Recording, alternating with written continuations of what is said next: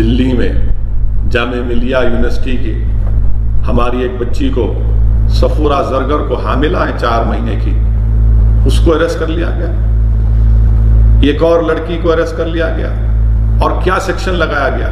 ان lawful activities prevention act کے section لگائے گئے. کیا جرم ہے ان کا؟ کیا جرم ہے کہ ایک حاملہ بچی کو جیل میں ڈال دیے؟ ہم پوچھنا چاہتے ہیں وزیر اعظم سے، ہوم منسٹر سے، کہ یہ کیا ہو رہا ہے؟ ایک حاملہ لڑکی کو گرفتار کرنا، اسٹوڈنٹس کو گرفتار کرنا، ان پر UAPA لگانا. اسی لیے یہ ایک طریقے سے صرف مسلمانوں کے اوپر UAPA کا استعمال کرنا. یہ ہم وزیر اعظم سے اور ہوم منسٹر صاحب سے پوچھنا چاہتے ہیں کہ UAPA کا صرف مسلمانوں پر، دلتوں پر، آدیواسیوں پر، جو جس کسی حکومت کے خلاف رہیں گے ان کے خلاف کب تک استعمال ہو؟ ہم وزیر اعظم سے پوچھنا چاہتے ہیں کہ ان لوگوں پر UAPA استعمال نہیں ہوگا. چلیے UAPA چھوڑ کے ان کو گرفتار بھی نہیں کریں گے جنہوں نے کہا تھا کہ دیش کے غداروں کو گولی مارو. ان کو کچھ نہیں بولا جائے گا. اور 3 مہینے کی حاملہ بچی کو UAPA ٹیررسٹ ایکٹ لگا دیا گیا. جو بیان دیے کہ دیش کے غداروں کو گولی مارو، وہ آج آرام سے بیٹھے ہوئے ہیں. اور یہ اس لڑکی کو جو 3 مہینے کی حاملہ ہے اس کی کیریکٹر اسیسینیشن کیا جا رہا ہے. آپ بتائیے، ظفر الاسلام صاحب جو دلی کے مائنورٹیز کمیشن کے چیئرمین ہیں، ان کے اوپر سیڈیشن کا کیس. ارے آخر کے کہاں جائے گا یہ؟ انہوں نے جو ٹویٹ کیا تھا اس میں انہوں نے خود کہا کہ اس ملک کے موجودہ کووڈ کی وجہ سے میں اس کو واپس لیتا ہوں. مگر جو بنیادی بات انہوں نے کہی تھی اس پر کون سا سیڈیشن لگائیں گے آپ؟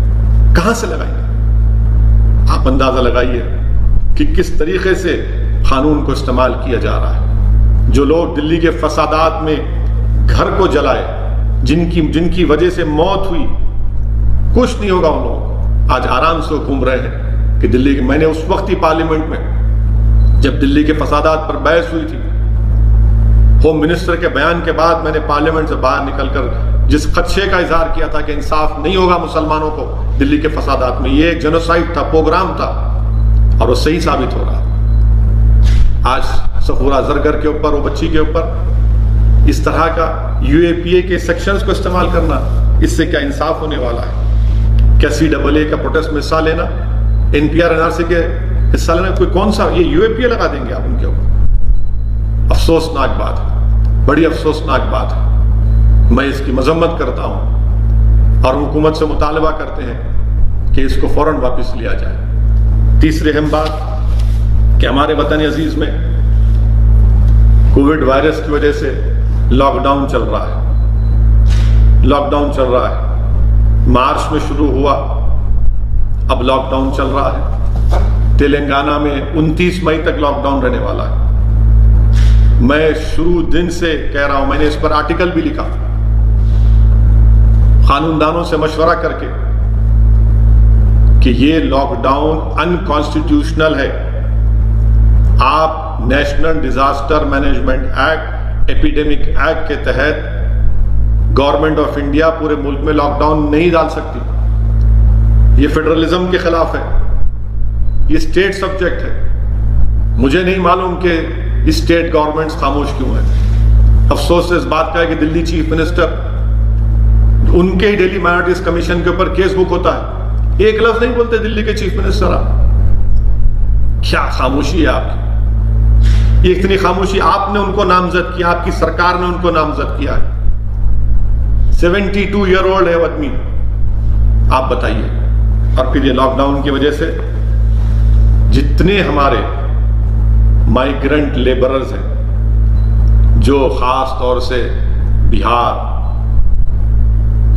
بنگال، UP، جھارکھنڈ سے ہمارے دیش کے مختلف بڑے بڑے شہروں میں گئے، یہی غریب لوگ ہیں جنہوں نے ہمارے نئے بھارت کو بنانے میں اپنا رول ادا کر رہے ہیں. افسوس ہوتا ہے کہ CMI کی رپورٹ یہ بتاتی ہے کہ لاک ڈاؤن کی ان پلانڈ انکانسٹیٹیوشنل لاک ڈاؤن کی وجہ سے 12 کروڑ نوکریاں چلی گئی، جس میں سے 4 کروڑ تو صرف مائیگرنٹ لیبررز ہیں. इनकी कैफियत देखिए। औरंगाबाद में पैदल निकलते हैं, पैदल माइग्रेंट लेबरर्स, और पैदल निकलते हैं, कितने लोगों की 16 लोगों की मौत हो जाती है, क्योंकि वो गरीब को मालूम कि जो ट्रेन की पटरी को देखकर चलूंगा तो मैं अपने गांव को, अपने देश को पहुंच जाऊंगा। उसको नेशनल हाईवे से मतलब नहीं है, वो सिर्फ ट्रेन की पटरी को, ट्रैक को देखकर समझता है कि मुझे इस तरफ जाना है। थक गए थे वो लोग। किसी ने कहा कि वो बेहोश होकर गिर गए थे। आप अंदाजा लगाइए कि हम क्या जवाब देंगे, हम अपने ज़मीर को क्या जवाब देंगे। मुझे शर्मिंदगी महसूस होती है बहैसियत एक MP के, तकलीफ होती है कि मैं क्या जवाब दूंगा। मैं जो देख रहा हूं भूख को, फाका कशी को, गुर्बत को, बेरोजगारी को, कभी मैंने अपनी जिंदगी में नहीं देखा ऐसा। और फिर औरंगाबाद की उस ट्रेन के पटरियों पर 16 लोगों की मौत, उन गरीबों की मौत, उसमें कोई आला जात के लोग नहीं थे। और फिर वो तस्वीर आती हैं कि लाशें बिखरी पड़ी हुई हैं और रोटियां पड़ी हुई हैं रेलवे के ट्रैक के ऊपर। हुक्मरान जो है, चाहे वो BJP हो या महाराष्ट्र की हुकूमत हो, क्या जवाब देंगे आप लोग? कोई इस मुल्क में उन मरने वालों की कोई कीमत है या नहीं? उनकी जान की कोई कीमत ही नहीं। सिर्फ एक बयान आ गया वजीर आजम का और रेलवे मिनिस्टर का कि अफसोस हुआ, मगर जिनके घर पर ये लाशें गई होंगी या जिनको खबर मिली होगी कि जिस औरत को मालूम हुआ होगा कि मेरा पति मर गया, जो बेटा यतीम हुआ होगा, जिसकी माँ की कोख उजड़ गई होगी, क्या जवाब देंगे इनको? और क्यों मरे वो लोग? हादसे में नहीं मरे, भूख की वजह से, परेशानी की वजह से, इस कोविड वायरस की डर की वजह से। पैसे नहीं थे, अपनी इज्जत के लिए, अपनी सेल्फ रेस्पेक्ट के लिए अपने गांव को, अपने देश को जा रहे थे और थक कर बेहोश होकर गिर गए। ट्रेन आई और ट्रेन उनको मार के चले गई। 800 किलोमीटर, 900 किलोमीटर, 1000 किलोमीटर लोग पैदल जा रहे हैं, साइकिल पर जा रहे हैं। आप अंदाजा लगाइए, कोई अरे दुनिया की बेहतरीन से बेहतरीन साइकिल रेस में भी कोई इतना लंबा सफर कोई नहीं करेगा, मगर अब जाना है उनको। इतने लोग भूखे हैं, ये सरकार कुछ नहीं कर रही। ट्रेन में भी जा रही है, ट्रेन का टिकट पूछ रहे हैं। 1-2 ट्रेन गए, अब तक ट्रेन भी रुकने वाली है। कर्नाटका में कहा कि नहीं मत भिजवाओ इन लोगों को, इनको रहने दो यहाँ पर। अरे भाई, ये इंसान है, इस देश में संविधान है, आईन है, कॉन्स्टिट्यूशन है, राइट टू लाइफ के खिलाफ है, पर्सनल लिबर्टी के खिलाफ है।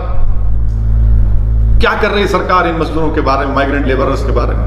इतनी ट्रेन चलाएंगे, फुला। अरे भाई, लेके क्यों नहीं जा रहे फिर आपने हर स्टेट गवर्नमेंट को आप बोलना था कि हम ये दे रहे हैं आपको, ये पब्लिक डिस्ट्रीब्यूशन सिस्टम से हम आपको चावल दे रहे हैं, गेहूं दे रहे हैं, बांटिए लोगों को। कुछ नहीं, मिलियनों टन पड़ा हुआ है। और इतने बड़ी तादाद में ये मजदूर जो बिहार, बंगाल के, आपके उत्तर प्रदेश के आए हैं, मुंबई में फंसे हुए हैं। इसका कोई हुकूमत के पास कोई जवाब ही नहीं है, ना इनके पास कुछ है। इंडस्ट्री के लोग बोलते हैं कि नहीं इनको वापस मत भेजाओ, कंपनी शुरू होगी दोबारा। ये स्लेवरी है, और ये स्लेवरी हमारे आईन की आर्टिकल 23 के खिलाफ है। क्या हमको ट्रीटमेंट कर रहे हैं? मुझे नहीं लगता कि ये लोग फिर वापस आएंगे। जिस तरीके से हमने उनसे सलूक किया, कम से कम तेलंगाना की हद तक यहाँ की हुकूमत ने उनको इमदाद दी, उनकी कुछ मदद की, यहाँ पर उनको कुछ काम किया, खाना पहुँचाया थोड़ा बहुत हद तक। मेरे अजीज दोस्तों और बुजुर्गों, आप देखिए कि ये अनप्लान्ड लॉकडाउन की वजह से इतनी तकालीफ हो रही है, इतनी मसाइब और मुश्किलात में इजाफा हो रहा है कि हम बयान भी नहीं कर सकते। बच्चे भूखे हैं, औरतें परेशान हैं। रोज कोई ना कोई मीडिया में, आज भी जो मीडिया में ऐसे लोग जिंदा हैं अभी जो हकीकत को बयान कर रहे हैं, मीडिया के चैनलों पर 70% मोदी का अप्रूवल रेट दिखाते हैं।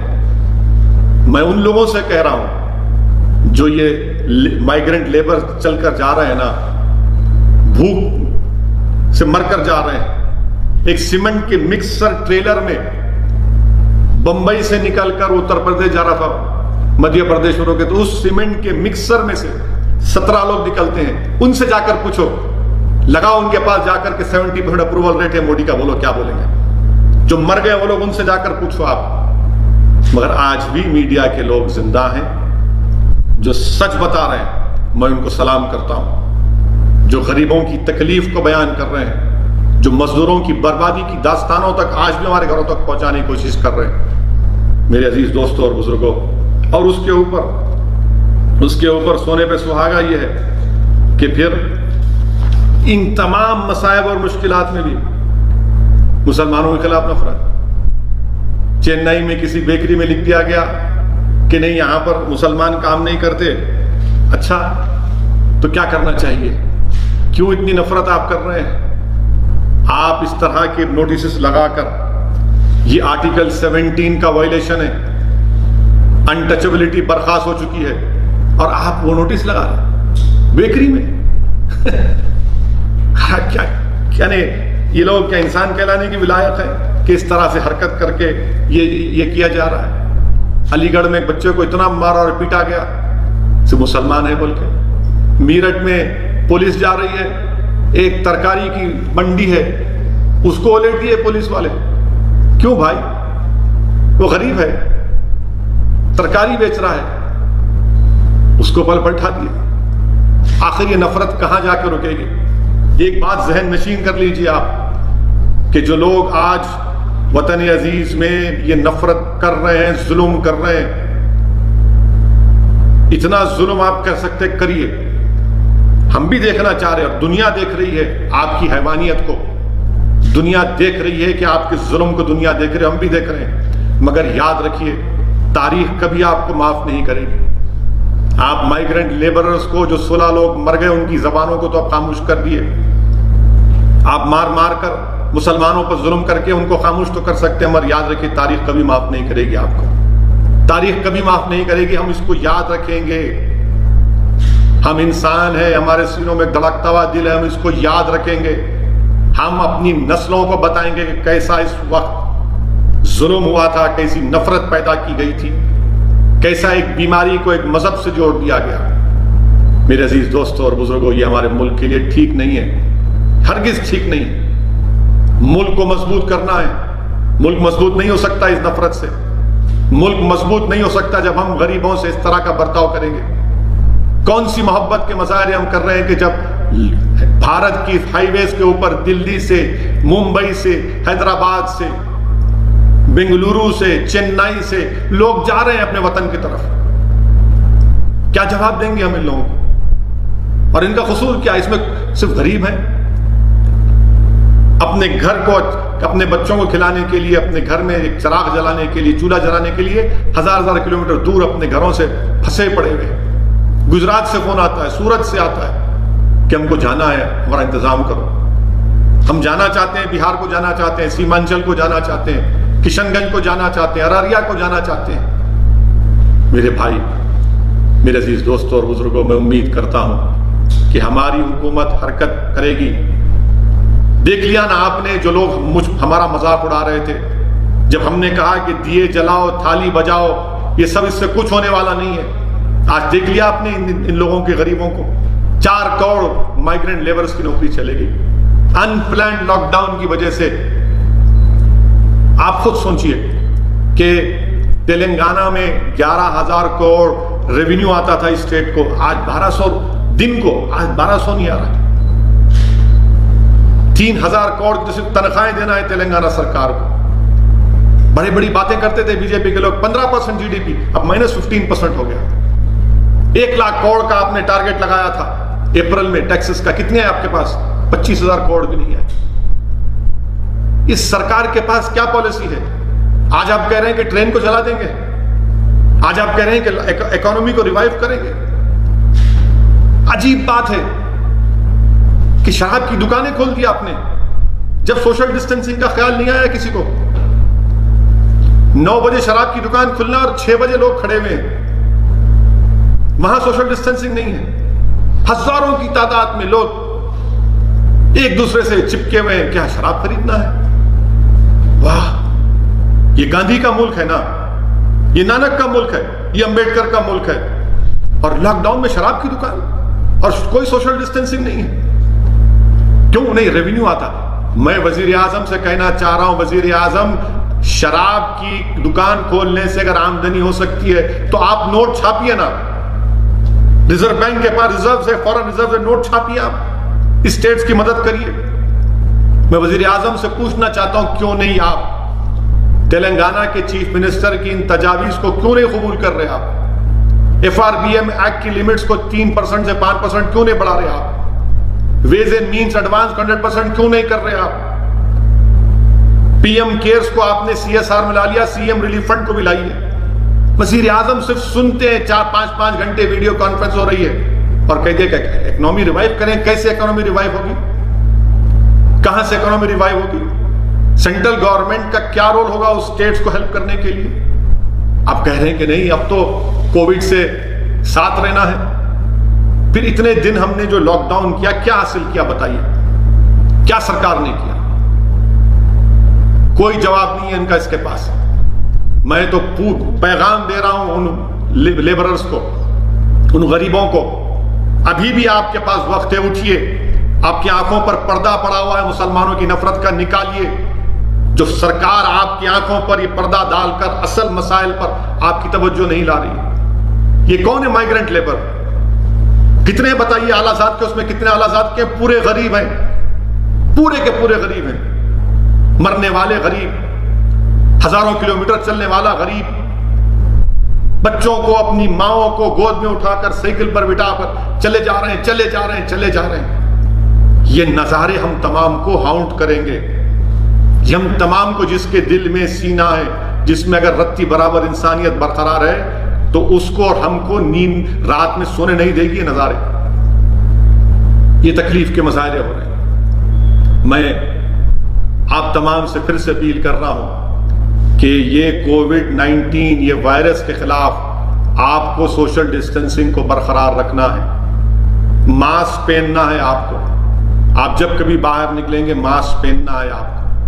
جس کے پاس اگر سمٹمز ہیں، بخار ہے، سانس لینے میں تکلیف ہو رہی ہے، کھانسی ہو رہی ہے، یا آپ کو ریش آ رہا ہے یا کھجلی ہو رہی ہے، فوراً گورنمنٹ کے اسپتال کو جائیے، فوراً جائیے۔ اس میں کوئی بری بات نہیں ہے، کوئی اس میں معیوب بات نہیں ہے، یہ بیماری ہے۔ اور میں آپ سے بھی اپیل کر رہا ہوں کہ اس وائرس سے مقابلہ کرنا ہے، وائرس سے نفرت کریے، مریض سے مت کریے۔ ارے اس کو کووڈ ہو گیا، ارے تو انسان ہے بھائی، کسی کو بھی ہو سکتا ہے۔ برطانیہ کے وزیر اعظم کو ہوا، بڑے بڑے لوگوں کو ہوا۔ آپ کو اور ہم کو مل کر ایک بھارت کے سٹیزن کے ناطے اس وائرس کا مقابلہ کرنا، اور جب ہوگا جب آپ اور ہم، اور پہلے میں اپنے دلوں سے ان تمام نفرتوں کو نکالوں۔ اگر دل میں نفرت ہے تو اللہ ہم کو توفیق دے کہ جمعہ مبارک میں ہم شب بیداری کریں، تہجد کی نماز پڑھ سکیں۔ اللہ ہم کو توفیق دے، ان دولت مندوں کو اللہ توفیق دے کہ جو آج جو غریب بھوکے ہیں، جو پیاسے ہیں، جن کے پاس کھانا نہیں ہے، اللہ ہم کو توفیق دے کہ ہم ان غریبوں تک کھانا پہنچا سکے، ان کی پیٹ کی آگ کو بجھا سکیں، تاکہ اگر ہم آج ان غریبوں کی مدد کریں گے تو اللہ سبحانہ و تعالی ہماری دین اور دنیا میں ہم کو کامیابی دے گا۔ اللہ ہم تمام کو توفیق دے کہ ہم غریبوں کی مدد کر سکیں، جو آج اس لاک ڈاؤن کی وجہ سے اتنی بھوک ہے، اتنی فاقہ کشی ہے کہ میں اس کا بیان بھی نہیں کر سکتا۔ ہم اللہ سے دعا کرتے ہیں کہ اللہ آپ رزاق، ہم کیا کر سکتے ہیں پروردگار، آپ رزاق ہیں اللہ۔ آپ نبی کریم صلی اللہ علیہ وسلم کے صدقے طفیل میں ان غریبوں کو کھانا پہنچا دیجئے اللہ ہم کو بھی توفیق دیجئے کہ ہم اور کریں، اور جو لوگ کر رہے ہیں اللہ ان کی اس کو قبول کریے، ان کی اس امداد کو، ان کے اس صدقات کو اللہ سبحانہ تعالیٰ قبول فریے۔ اللہ آپ اور توفیق دیجئے دنیا کے دولت مندوں کو کہ وہ غریبوں کو کھانا کھلا سکیں، ان کی مدد کر سکیں۔ اللہ اس حالات کو تبدیل کر دیجئے۔ اللہ سے دعا ہے کہ اللہ اس حالات کو تبدیل کر دیجئے۔ اللہ ساری دنیا سے اس وبا کو، اس وائرس کو اٹھا لے۔ اللہ وطن عزیز میں امن کو بحال کر دیجئے۔ اللہ اس بھارت کی سرزمین پر تجھے واسطہ ہے اپنے حبیب محمد مصطفیٰ صلی اللہ علیہ وسلم کا، اللہ یہاں پر اس وائرس کا خاتمہ کر دیجئے۔ اللہ یہاں پر امن کی فضاؤں کو اور مضبوط کر دیجئے۔ اللہ نفرتوں کے اس طوفان کا خاتمہ کر دیجئے۔ اللہ نفرتوں کے طوفان کا خاتمہ کر دیجئے۔ پروردگار جس طرح آپ نے شیاطین کو زنجیروں میں جکڑ دیا، اللہ ابو جہل، ابو لہب، وقت کے نمرود اور فرعونوں کو بھی اللہ ان کو ان کو کمزور کر دیجئے، ان کو ختم کر دیجئے، پروردگار یہاں پر امن کو قائم کر دیجئے۔ اللہ ہمارے ملک میں اس وائرس کا خاتمہ کر دیجئے۔ یا اللہ رمضان کا مہینہ ہے پروردگار، اللہ غریب پریشان ہے، غریب بھوکے ہیں، یا اللہ ہر گھر پریشان ہے پروردگار، اپنا رحم کر دیجئے اللہ، آپ رحمان اور رحیم ہیں، آپ رحم کر دیجئے اللہ۔ اللہ ہم تمام کی دعاؤں کو قبول کرے۔ وآخر الدعوان دوستو ایسی ہی مزید خبروں کے لیے ہمارے چینل اشاعت الاسلام کیرانہ کو سبسکرائب کریں۔ شکریہ۔